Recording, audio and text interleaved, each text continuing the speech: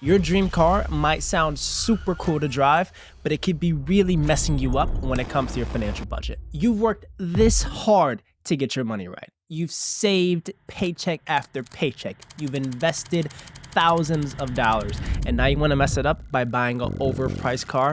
Come on now. But fear not, we don't make dumb money moves here. This right here is Smart Money Central, and I'm here to help you to figure out how much of a car can you actually afford. What's up, guys? This is your boy Kenny Finance. I am a professional private equity investor, and I know all things saving, budgeting, investing, etc.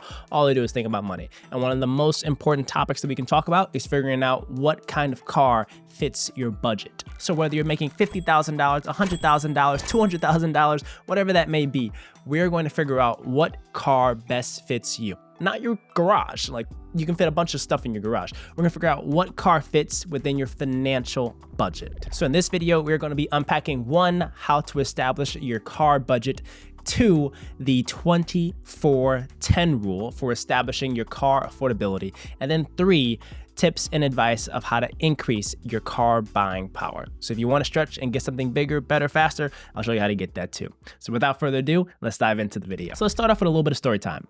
I want to introduce cousin AJ.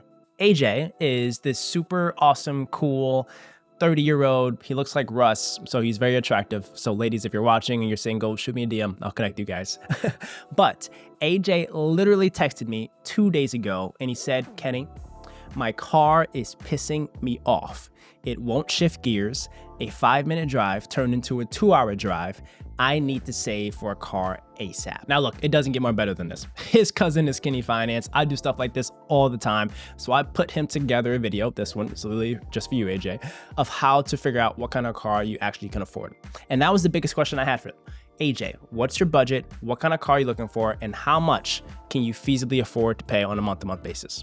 So this video is intended for him, but it's also for the rest of my community as well. And if you want to be part of this Smart Money Moves community, make sure you guys hit that subscribe button so you never miss a beat when it comes to everything saving, investing, and your money. So let's talk about buying a car. Now, a car is one of the largest purchases you're going to make. The first one is likely going to be your house. The second or third probably is going to be your car. So this is not a decision that you sleep over or don't give a second thought to. You want to be very, very, very thoughtful when it comes to spending money on this, because this is going to be thousands of dollars. And the latest stats show that the average new price for a car is $44,000, which is ridiculously expensive.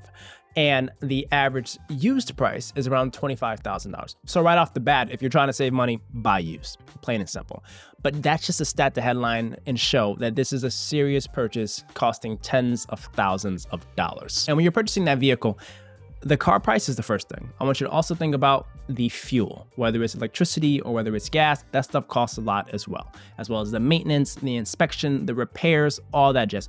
Owning a car is not just about going to the lot and paying the price. It's about maintaining it, driving it, and all the other ancillary costs associated with going from point A to point B. And I talk about this in a different video, but I want to just recap it here and summarize it, the different ways of purchasing a car. Now, you can buy it brand new off the lot, you can buy a used one, or you can lease it. And leasing is essentially renting the car from the dealership and then giving it back after a 2 to 3 year period. Plain and simple. So I just want to outline that of cars are expensive. There's serious purchases that you need to really take seriously, but then also there's different ways to finance and buy that car. So you can lease it, aka renting it from a dealership. You can buy a new one, or you can buy a used one. But when you buy it, you can pay cash, or you can also finance it as well. And if the interest rates are affordable and you can afford that monthly payment, I recommend you consider either leasing it or financing it, because having a huge $40,000 plus cash outflow is not a smart money move. You'd rather invest that cash. All right, diving in, establishing your car budget. Now for this, the first step is I want you to calculate your net monthly income. Not your gross income or what this says on your paycheck. I want you to see what comes to your bank account every single paycheck, whether it's bi-weekly, weekly, or monthly, whatever that may be. So that is your net monthly income. And then I want you to deduct the essential expenses that are required for you to live your everyday life, such as your rent or your mortgage, your utility bills, your healthcare bills, your cell phone plan, groceries, those kind of things, to where you need to spend those on a weekly, monthly basis in order to live your everyday life. And then we have what I like to call our free cash flow available for other stuff. And this other stuff is going to be what we can possibly spend on a car. And when you have that cash, I don't want you to think just using that free cash flow to afford a monthly payment on a car or paying your lease terms. I want you to think about it in terms of the bundled car expense. So of course the payment, as well as the fuel, as well as the maintenance, as well as repairs, etc. Think of it all in a bundled sense. And by the way, I totally forgot to add this into the bundled sort of equation, insurance as well. So car insurance, you better have your car insured, because if you get into an accident, you are totally screwed. But car insurance can be quite expensive as well.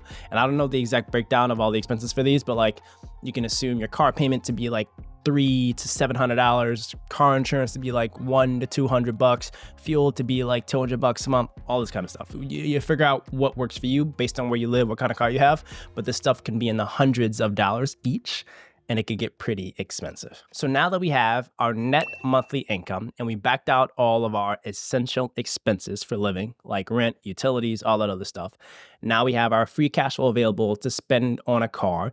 And we're gonna think of that in the sense of our total vehicle expenses. Now let's think about how much of a car can you actually afford. Introducing the 20-4-10 rule. These are three separate numbers, 20, 4, and 10. And for this, let's break it down. 20, I want you to have enough saved up before you even consider a car to have 20% of the down payment available in cash for that car. And for 4, I'm assuming that you are going to be purchasing this car with financing. And what I want you to do is have a 4-year term with that particular bank or company that's giving you the financing for that car. And then 10, I want you to only spend 10% of your monthly income on your transportation cost. So those three numbers kind of hit three different dimensions as it relates to financial analysis for this car. So the 20%, I want you to think about this as like a savings goal. So when you're entering this discussion, AJ, I'm trying to figure out how much of a car you can actually afford. First thing about how much do you have saved up to afford a down payment for a car. So make sure you have 20% before you even think about these discussions.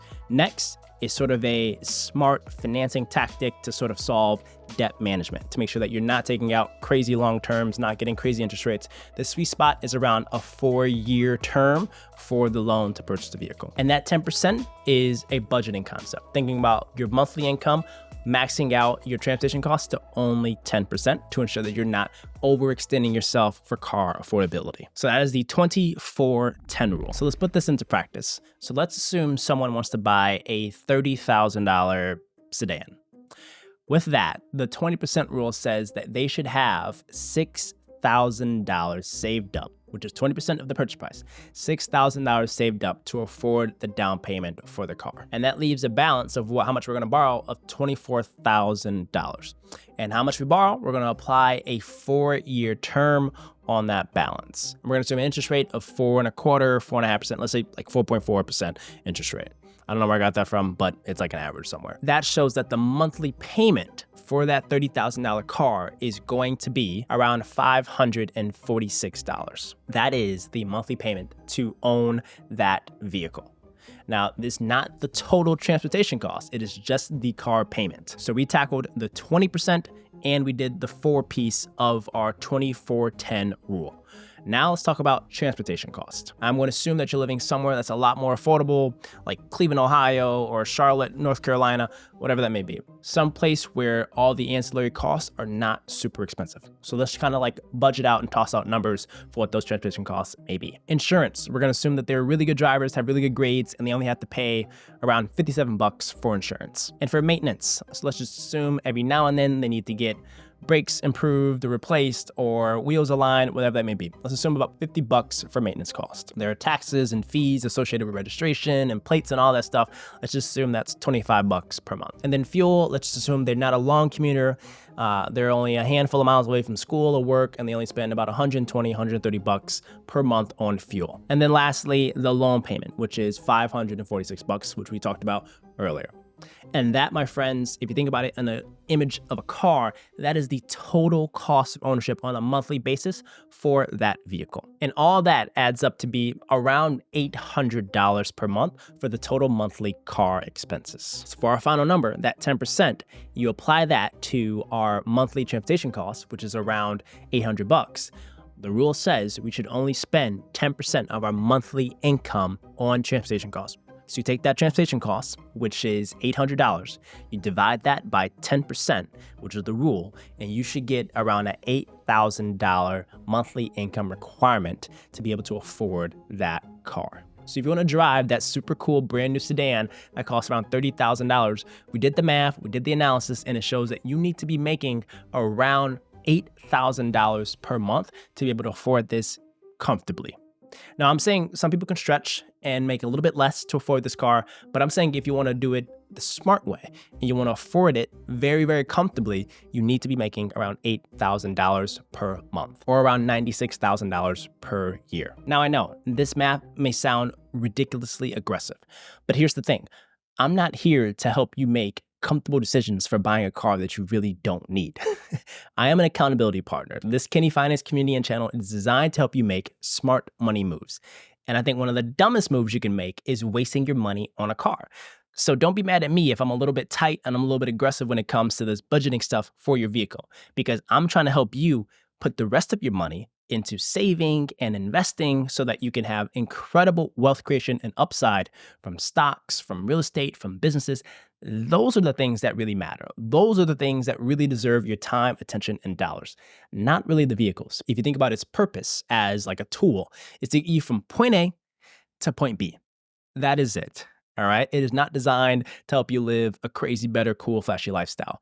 But stocks, investing, all this other stuff, index funds, real estate, those things are designed to help you build wealth. And that's what I'm here for. All right, so don't get mad at me. I'm here to make you make smarter decisions. So hit that subscribe button. All right, so improving your buying power. So if you come to me and you say, Kenny Finance, a $30,000 car is just not gonna cut it. I have a bunch of kids and need a big van. The car that I want costs a lot more or whatever it may be. Ways how you can save or improve your buying power on a vehicle. Here's the best suggestions that I have for you. Number one, forget that. Still buy used, buy cheaper. You can find really good cars on Facebook Marketplace that are sub $10,000 with good mileage and good condition, etc. So that's my rebuttal for you thinking that you need to afford a more expensive car. Buy cheap, buy used. But if you insist, I have 3 ways for you. Number one, increase your income.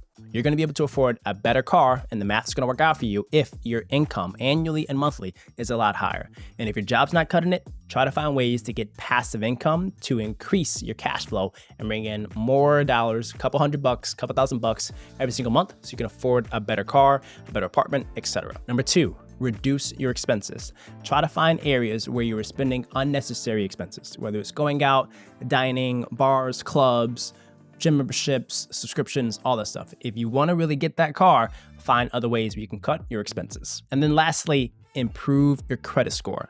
So one of the key things that we looked at was the 4-year term on a loan, that interest rate around 4.4%. That is determined by one thing and one thing only, how creditworthy you are.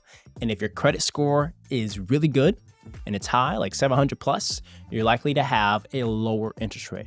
The worse credit you have, the odds are you're going to have a higher interest rate. So if you want to reduce the monthly payment for the car and afford a better one, then have a higher credit score. So we're going to improve that credit. And then the last one, don't drive at all.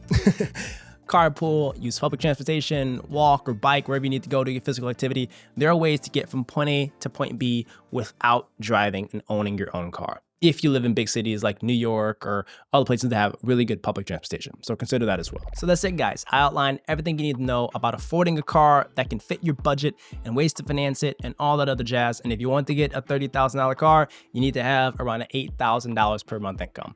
That's the math. I didn't make the rules. I just explained it to you.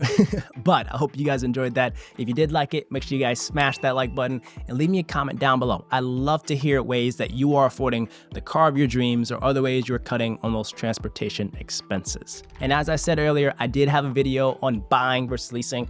And I know that's a crazy topic, keeping people up at night all the time. But if you want help unpacking that decision, I made this video for you guys where I unpack buying versus leasing for your dream car. All right, guys, thank you for checking us out. Make sure you guys hit that subscribe button, and I'll catch you guys on the next one.